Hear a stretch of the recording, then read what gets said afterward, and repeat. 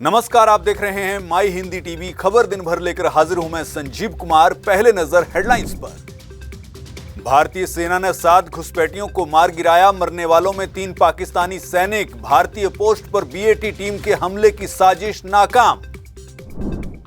भारत सरकार ने 5 पाकिस्तानी कैदियों को किया रिहा। अटारी बागा बॉर्डर के रास्ते अपने देश पाकिस्तान हुए रवाना। कैदियों ने कहा, भारत में मिला इतना प्यार कभी नहीं एहसास हुआ कि हम पाकिस्तानी। दिल्ली विधानसभा चुनाव नतीजों से एक दिन पहले बढ़ी अरविंद केजरीवाल की मुश्किलें। केजरीवाल के घर पहुंची एंटी करप्शन ब्यूरो की टीम। बीजेपी की ओर से आई शिकायत पर उपराज्यपाल ने भेजी टीम।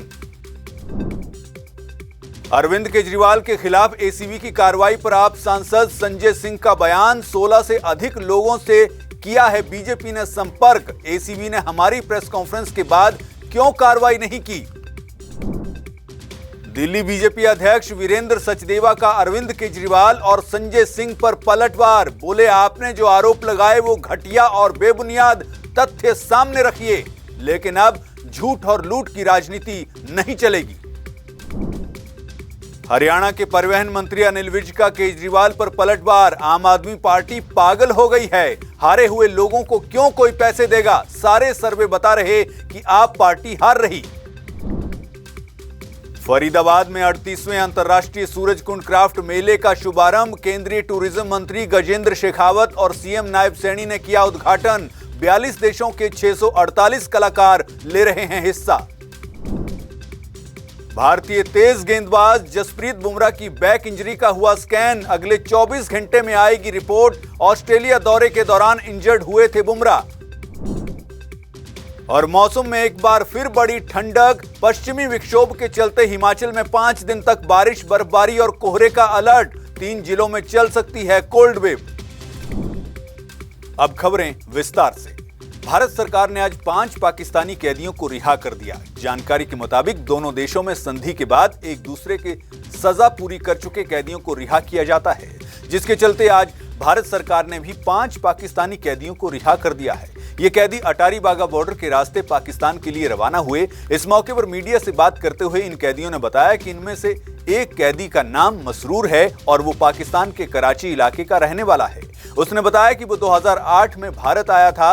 उसके पास 6 महीने का वीजा था और जब उसका वीजा खत्म हो गया तो उसे वहां की पुलिस ने गिरफ्तार कर लिया। उन्होंने बताया कि उसे लखनऊ जेल में रखा गया और आजीवन कारावास की सजा सुनाई गई, लेकिन हाई कोर्ट में अपील करने के बाद उन्हें 16.5 साल भारतीय जेल में बिताए और आज वो अपने वतन पाकिस्तान वापस जा रहे हैं और बेहद खुश हैं। वहीं एक पाकिस्तानी कैदी जफर हुसैन था, जिसे जासूसी के मामले में गिरफ्तार किया गया था और उसे 17 साल की सजा सुनाई गई थी। आज वो अपनी सजा पूरी करके अपने वतन पाकिस्तान वापस लौट रहा है। ऐसे ही नंदलाल को भूमि विवाद के कारण, खादिम हुसैन को भारतीय जल क्षेत्र में प्रवेश के कारण और अजमल हुसैन को प्रेम के लिए अवैध रूप से भारत में प्रवेश के कारण जेल भेजा गया था। आज सभी अपने वतन वापस लौटकर खुशी महसूस कर रहे थे। अब बात करते हैं दिल्ली के पूर्व मुख्यमंत्री अरविंद केजरीवाल की। आज एंटी करप्शन ब्यूरो की टीम अरविंद केजरीवाल के घर पहुंची। दरअसल अरविंद केजरीवाल ने बीजेपी का नाम लिए बिना उम्मीदवारों की खरीद फरोख्त के आरोप लगाए थे। केजरीवाल ने दावा किया था कि उनके विधायकों और उम्मीदवारों को फोन पर 15-15 करोड़ रुपए देने का ऑफर दिया गया था। इसी को लेकर अरविंद केजरीवाल ने सुबह 11:30 बजे सभी 70 उम्मीदवारों की मीटिंग भी बुलाई थी। वहीं अरविंद केजरीवाल के आरोपों के बाद बीजेपी ने दिल्ली के उपराज्यपाल वीके सक्सेना को पत्र लिखकर आरोपों की जांच की मांग की।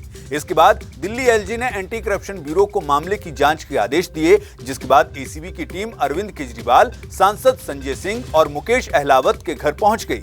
इस मौके पर संजय सिंह ने मीडिया से कहा कि 16 उम्मीदवारों को कॉल आई है। साथ ही उन्होंने ये भी कहा कि जब हमने प्रेस कॉन्फ्रेंस कर आरोप लगाए तो हमारे आरोपों पर कार्रवाई क्यों नहीं हुई। वहीं बीजेपी के दिल्ली अध्यक्ष वीरेंद्र सचदेवा ने मीडिया में कहा कि अरविंद केजरीवाल और संजय सिंह झूठ और लूट की राजनीति करते हैं। उनके लगाए आरोप घटिया और बेबुनियाद हैं। उन्हें तथ्य सामने रखने चाहिए। बहरहाल कल दिल्ली विधानसभा चुनावों के नतीजे आने हैं। ऐसे में बात एग्जिट पोल की करें तो ज्यादातर एग्जिट पोल दिल्ली में अब की बार बीजेपी की सरकार बनती हुई दिखा रहे हैं। हालांकि 3 एग्जिट पोल में आम आदमी पार्टी की सरकार भी बनती हुई दिखाई दे रही है। फिलहाल पूरे मामले को देखकर यह जरूर है कि कहीं ना कहीं अरविंद केजरीवाल की मुश्किलें जरूर बढ़ गई हैं। वहीं इस मुद्दे पर हरियाणा के परिवहन मंत्री अनिल विज ने केजरीवाल पर निशाना साधा। उनका कहना है कि आम आदमी पार्टी पागल हो गई है। जब अभी तक नतीजे ही घोषित नहीं हुए तो फिर उन्हें क्यों कोई खरीदेगा। साथ ही उन्होंने यह भी कहा कि ज्यादातर सर्वे बीजेपी की जीत दिखा रहे हैं, तो ऐसे में हारे हुए लोगों को क्यों कोई खरीदेगा। बहरहाल अब यह देखना होगा कि कल नतीजे जो हैं किसके पक्ष में आते हैं, क्योंकि नतीजे जो हैं वही सच बताएंगे। आगे बढ़ते हैं और अगली खबर की बात करते हैं। हरियाणा के फरीदाबाद में 38वां अंतर्राष्ट्रीय सूरजकुंड हस्तशिल्प मेला आज से शुरू हो गया है। केंद्रीय पर्यटन मंत्री गजेंद्र शेखावत और सीएम नायब सैनी ने इसका उद्घाटन किया। मेले में 42 देशों के 648 कलाकार हिस्सा ले रहे हैं, जिसमें मिस्र, Ethiopia, Syria, Afghanistan, Belarus, Myanmar समेत अन्य देशों के कई कलाकार शामिल हैं। मेले में इस बार ओडिशा और मध्य प्रदेश की स्टेट थीम रखी गई है। वहीं मेले में 3 विशेष पैविलियन बनाए गए हैं, जिनमें गोवा और उड़ीसा के पैविलियन मुख्य आकर्षण का केंद्र होंगे। ये मेला 23 फरवरी तक चलेगा। इस दौरान मेले में आने वाले लोगों के लिए हस्तशिल्प, लोक कलाएं, विभिन्न व्यंजन और सांस्कृतिक कार्यक्रमों का आयोजन होता रहेगा। साथ ही देश भर से शिल्पकार, कलाकार, मूर्तिकार और हथकरघा बुनकर आदि भी अपने स्टॉल मेले में लगाएंगे। मेले में भारत के साथ साथ नेपाल, भूटान जैसे देशों के उत्पाद भी देखने को मिलेंगे। मेले की खास बात यह भी है कि यहाँ पर एक स्टॉल जेल विभाग की तरफ से भी लगाया गया है, जिसमें कैदियों के हाथ से बनी हुई चीजें मिल रही हैं। आगे बढ़ते हैं और बात करते हैं खेल से जुड़ी खबर की। भारत के तेज गेंदबाज जसप्रीत बुमराह की बैक इंजरी का स्कैन बीसीसीआई के सेंटर ऑफ एक्सीलेंस में शुक्रवार को किया गया।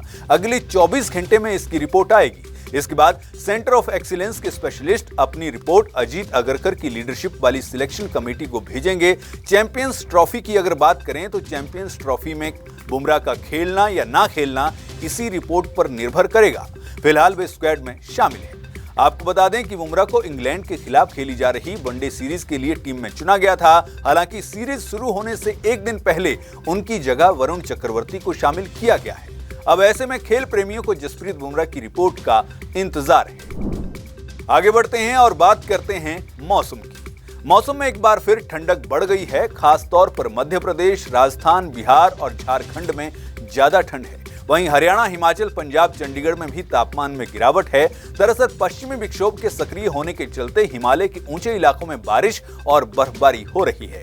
इससे मध्य भारत में बर्फीली हवाएं चल रही हैं। एमपी, यूपी, बिहार और राजस्थान में पारा 2 से 5 डिग्री तक घट गया है।